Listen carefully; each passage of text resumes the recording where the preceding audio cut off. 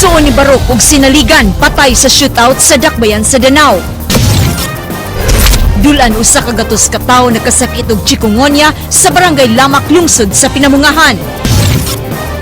CPDRC dili na mudawat og mga piniriso. Cebu City Hall miklaro padayon ng suporta sa kapulisan.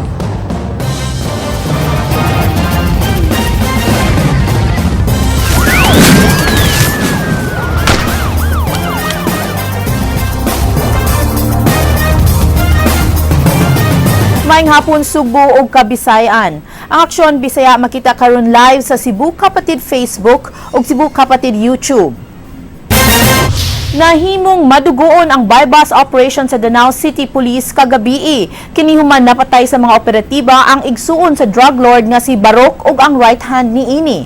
Si Jinky Rosit sa report. Dinhi niining maong balay sa sitio Pulang Yuta, Barangay Luok, Dakbayan sa Danao. Natigayon ang shootout tali sa kapulisan sa Danao ug sa igsuon ni Alvaro alias Barok pasado alas 10 kagabi. Nagpahigayon og buy-bust operation ang mga operatiba batok sa subject nga si Meds Alvaro apan giingong mibunot kini siyang armas apan way swerteng naunhan sa mga pulis. Napatay sa shootout si Meds Alvaro ug ang giingon nga right hand ni Barok nga si Ronnie Castro. Nagtuo ang hepe sa Danao City Police bisan og napreso na sa CPDRC si Barok apan padayon ng illegal nga negosyo niini sa gawas pinaagi sa iyang igsuon. Nakuha gikan ni Alvaro ang usa ka 9mm pistol, magazine sa armas, mga buhing bala ug kwarta nga halin sa drogas.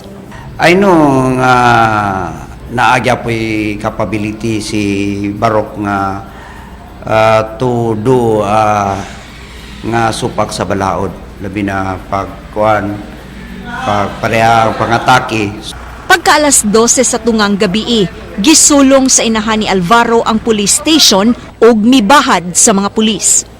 Gisulong mi diri sa iyang inahan sa katong namatay kato si Meds Alvaro, iso ni Barok, younger brother ni Barok. Nibahad siya nga kaya ra kuno miniyang ipapatay siyang anak. So after 2 hours na hitabo dahil ng strapping incident.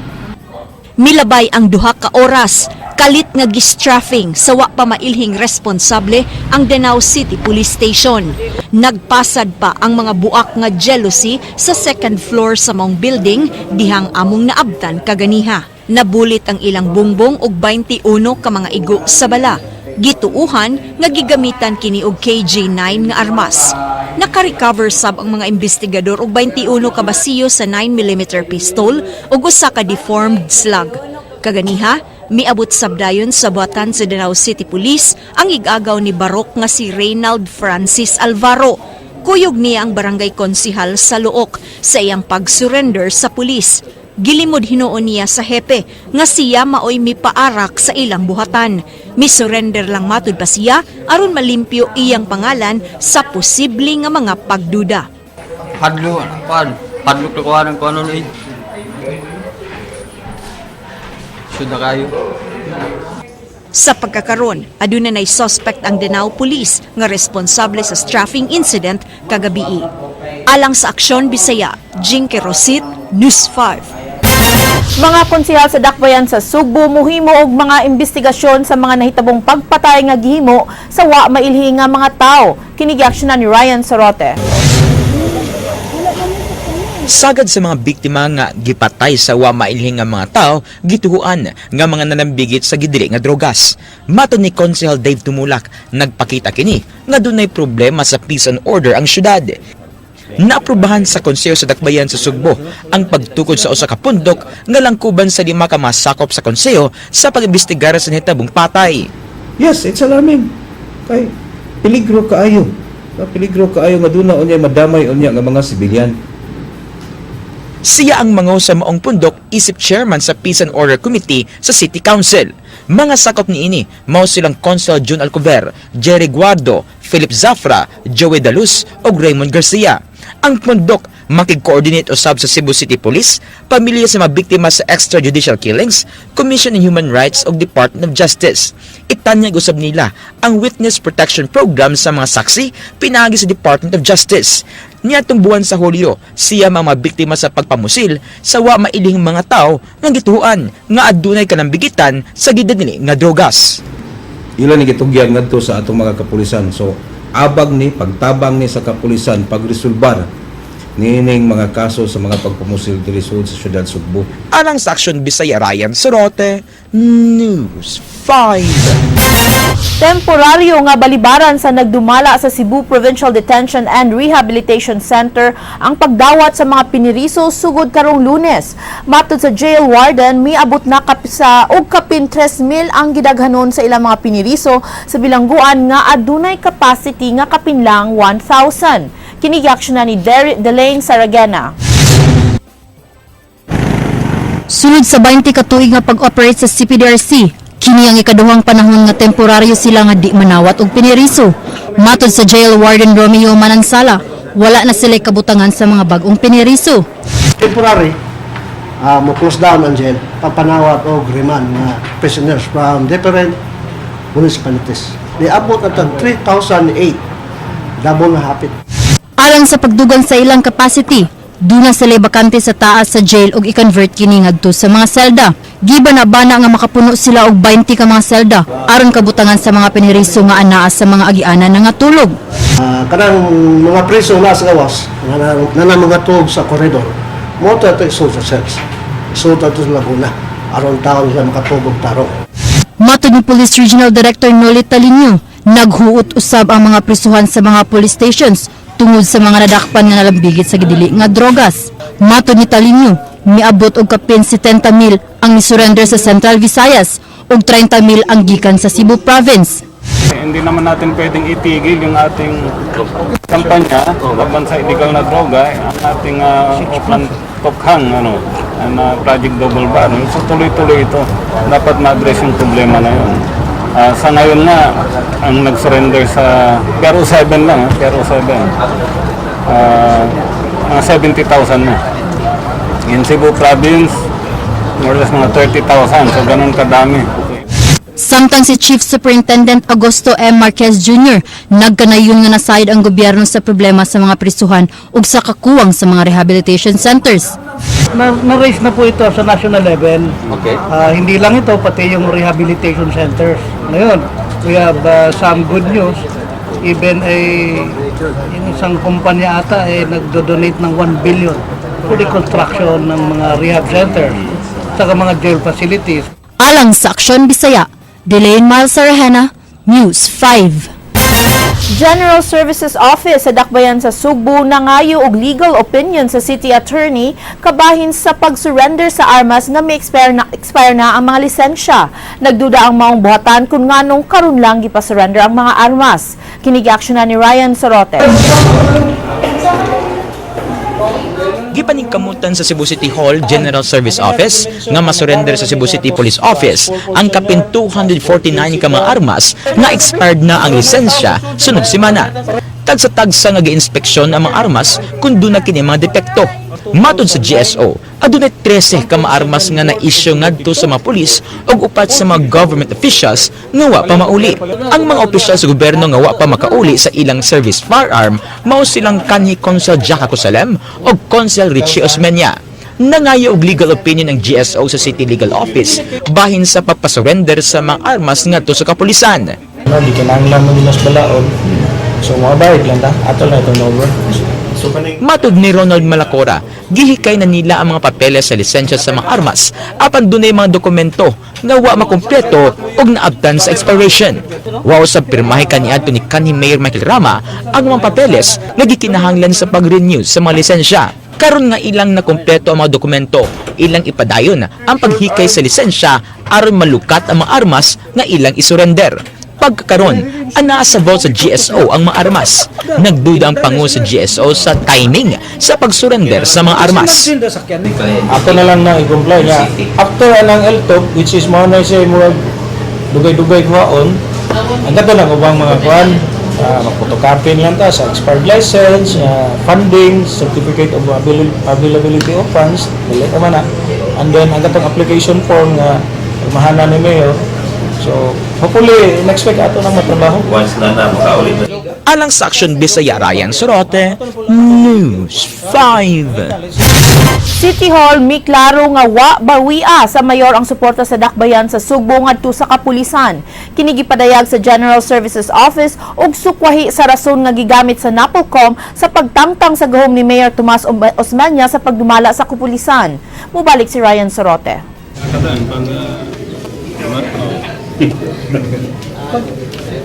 Martes, gitangtangan og gahom sa pagduma sa kapulisan si Cebu City Mayor Tomas Osmeña sa National Police Commission.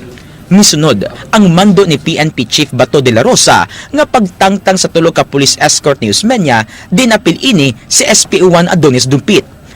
Mao kini ang mga nangawa nga mga pribilehiyo sa mayor sudlang karong semana samtang unofficial leave kini didto sa Amerika. Gitangtangan si Osmeña sa iyang deputization sa Napolcom nga nanghatag kaniya gahom sa pagduma sa kapulisan human mipadayag sa pagbakwi sa iyang suporta sa kapulisan. Apan matod sa General Services Office, nagpadayon sa paghatag ang syudad og fuel allocation sa mga sakyanan nga gigamit sa pulis. Hangtod karon. Wala man nagiputol. That's why I'm asking anong ingon wala ka nangayuda sige man. Base sa record sa General Services Office, dunay 42 ka mga sakyanan o 64 ka mga motorcycles ang syudad nga gigamit sa mga pulis. Matagbuan, moabot og kapin 5,000 liters nga diesel o kapin 12,000 liters nga gasoline ang allocation sa mga sakyanan sa Cebu City Police Office. Gawas ini, adunay na po ka mga civilian drivers nga gi-assign sa Cebu City Police Office nga gisulduan sa City Hall og tag 10,800 pesos matagbuan. Ang City Hall usab ang nagsweldo sa 5 ka mga radio operators sa pulis nga dugay na diha sa serbisyo. Matod sa GSO, igo lang gipugnan sa mayor ang pag-turnover sa City Hall sa 15 ka mga sakinan nga gibawi gikan sa barangay. Ang mga sakinan gigastuan sa City Hall aron mahimo kini nga mga police cars. Giklaro ni Ronald Malacora sa General Services Office nga wa miingon ang mayor nga di kini ihatag sa kapulisan. Pero I think wala maingon ang mayor nga dili na ihatag. Just hold the release. Hold the release meaning hold and stop are two different things, di ba? Giklaro sa Cebu City Hall nga wa sila magpabaya sa panginahanglan sa kapulisan nga may gitahasan sa pagmintinar sa kapsa ug kalinaw sa dakbayan sa Sugbo.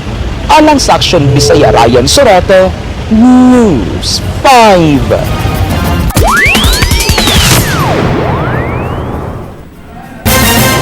Mga OFWs nga natanggong sa Saudi Arabia gitabangan nga makauli sa nasod. Lakip sa mitabang niini mao ang pundok sa migrante. Kini-aksyonan ni Ryan Sorote. Bisitahon sa mga ahensya sa kagamahanan ang mga OFW nga natanggong sa mga labor camps sa Saudi Arabia. Ang biyahe ubanan sa mga sakop sa Department of Labor, TESTA, Department of Health ug OWA. Tumong nila ang dali nga pagkuha aron makauli ang mga empleyado nga giabandonar ug wa nasweldohi sulod sa pipila ka buwan. Ang ubang natanggong tungod sa kakuwang sa ikabayad nga multa nga napahamtang kanila og pagdumili sa ilang kanhi employer paghatag og no objection certificate aron makatrabaho sa laing mga kumpanya. This time high level delegation. Ang tawag sa ilang mission ay Relief Humanitarian Mission. Magstay ang team ng whole month sa Saudi para sa relief. Matod sa migrante, nagsugod pagtidlom ang ekonomiya sa Middle East 12 ka tuig na ang nakalabay og nahimo na nga usa ka humanitarian crisis. Resulta kini sa pag-prioritize sa mga gobyerno sa Middle East sa pagtrabaho sa ilang mga citizens. Sagad sa mga nawadan og trabaho ang mga naa sa construction industry nga moabot og 11,000 ka trabahante. Usa ini ang anak ni Edita nga si Ronilo nga usa ka pipe fitter. Mao lang kuno luoy lagi kuno kay lang kahimtang didto. Daghan kuno sila ngadto nga luoy kahiyo niya. Ang uban magpakuhan lang kuno dugo, ang uban mga way lang kuno basura. Sa kadugay og trabaho ni Alberto sa Riyadh, Saudi Arabia, wa siya napundar sa pag-uli sa Pilipinas.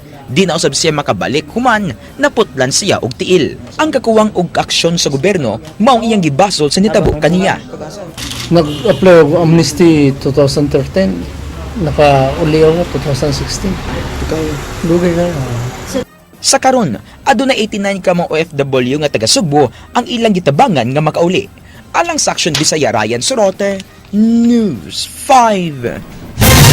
Gipahigayon kaganihang buntag ang inauguration and blessing sa PNP Regional Crime Laboratory. Kinigaksyonan ni Carlos Ebo. Matod sa Director sa PNP Crime Laboratory, Chief Superintendent Emmanuel L. Aranas, 25 million pesos ang kantidad sa gitukod nga Phase 1 sa Crime Laboratory. Gikan kini sa 100 million pesos nga gigahin ni Senator Alan Peter Cayetano alang sa pagtukod sa mga crime laboratory sa tibuok nasod. Dito sa Cebu, ang binigay dito is 25 million. Inati-hati namin yung 100 million. Ang Directorate for Investigation and Detective Management nga si Chief Superintendent Augusto Marquez Jr. lakip aduna kini 20 milyones pesos nga mga equipment. Lakip nga ipahiluna sa crime laboratory din sa Subo ang 49 million pesos nga DNA equipment. Gawas sa mga police operations, magamit usab kini sa pag-ila sa mga biktima sa disaster. Yung aim ng PNP is to modernize, to give the tools and equipment to all our investigators. That's why, sabi nga nila, we don't want our investigators to go to Kamkrame. Matod ni Marquez na aprobahan na usab ang budget alang sa tukuron nga Phase 2 sa Crime Laboratory.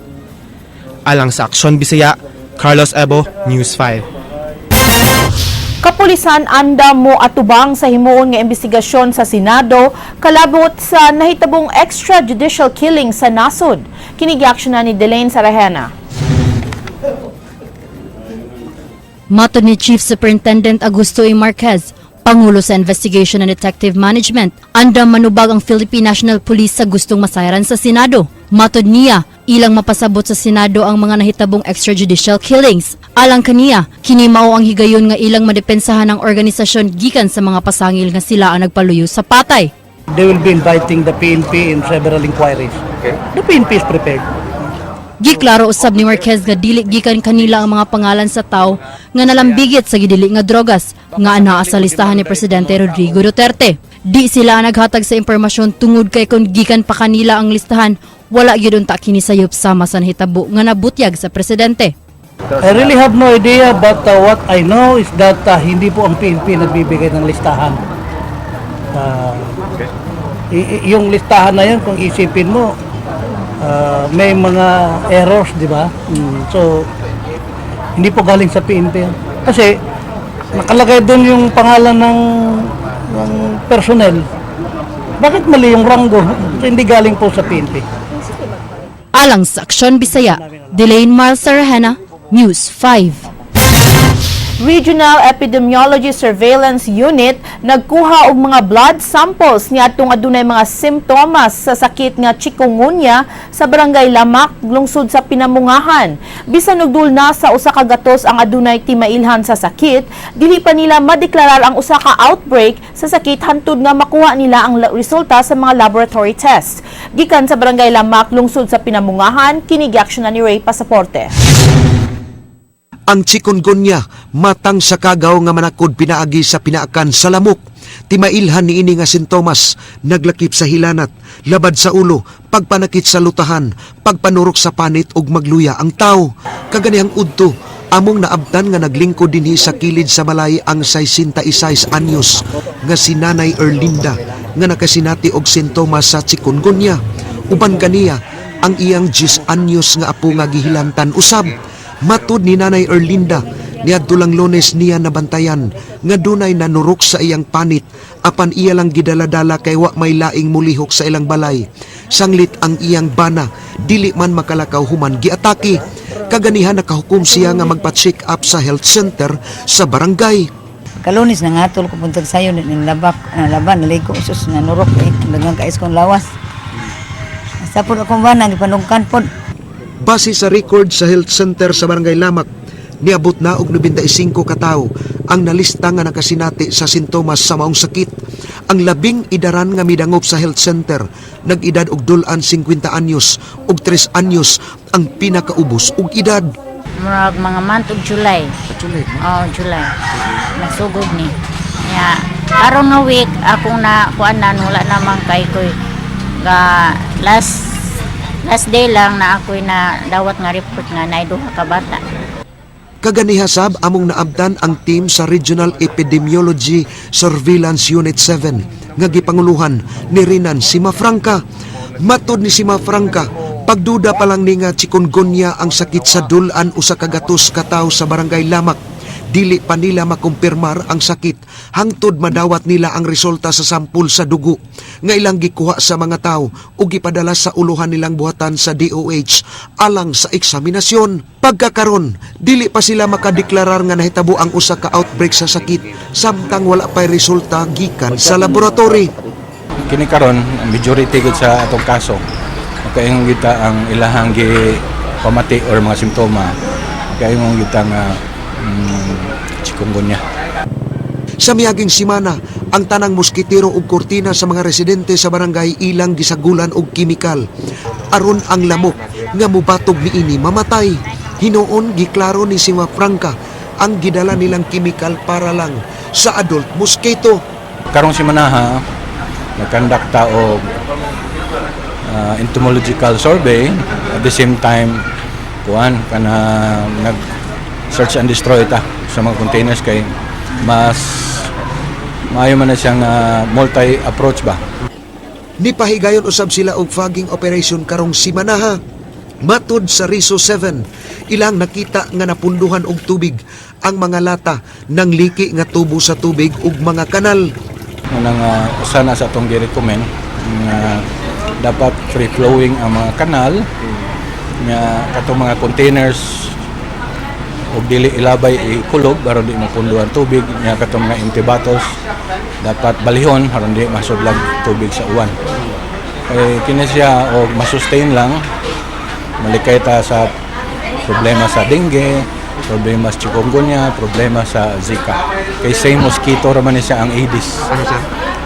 Aedes mosquito ra man gihapon ang magdala aning tulo ka sakit. Ang midwife sa barangay Lamak nga si Felicidad Amigable nagkanayon nga sugod karong adlaw.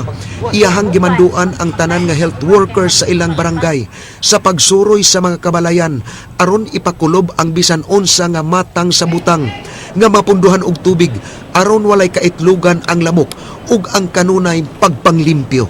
Gikan diri sa barangay Lamak lungsod sa Pinamungahan alang sa Aksyon Bisaya, Ray Pasaporte, News 5.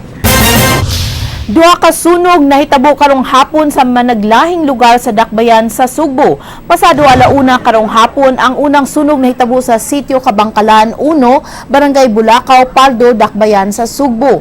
Ang kayo nagsugod gikan sa second floor sa balay ni Lolita Calma. Electrical overload ang gituuhan nga hinungdan sa sunog. Mga extension wire ang iyang gigamit paingon sa second floor sa iyang balay.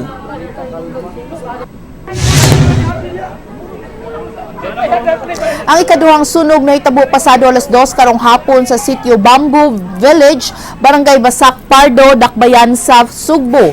Ang kayo nga nagsugod sa kwarto miugdaw sa balay ni Fe Erida. Overload gihapon sa kuryente gikan sa internet cafe ug electrical motor ang gituohan nga hinungdan sa sunog. Matud sa nakasaksi, nagkayo nasulod sa kwarto nga gihimong stockroom ug daling mikatap sa tibuok balay. Gikinahanglan pa sa pagsumpay sa mga hose sa bombero tungod sa kasudlonon ug kahuot sa agianan. Dito kami. Yan ang sa kamigo na sunog.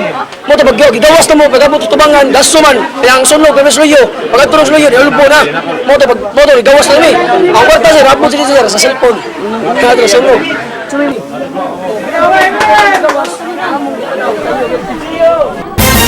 Have a good weekend everyone. Mao kadto mga balita sa Aksyon Bisaya. Ako si Georgia Herrera. Mga balita nga pundasyon sa ligdong opinyon ug konkretong solusyon. Bisan asa, bisan kanusa kapatid kay di lang kutob sa balita. Aksyon!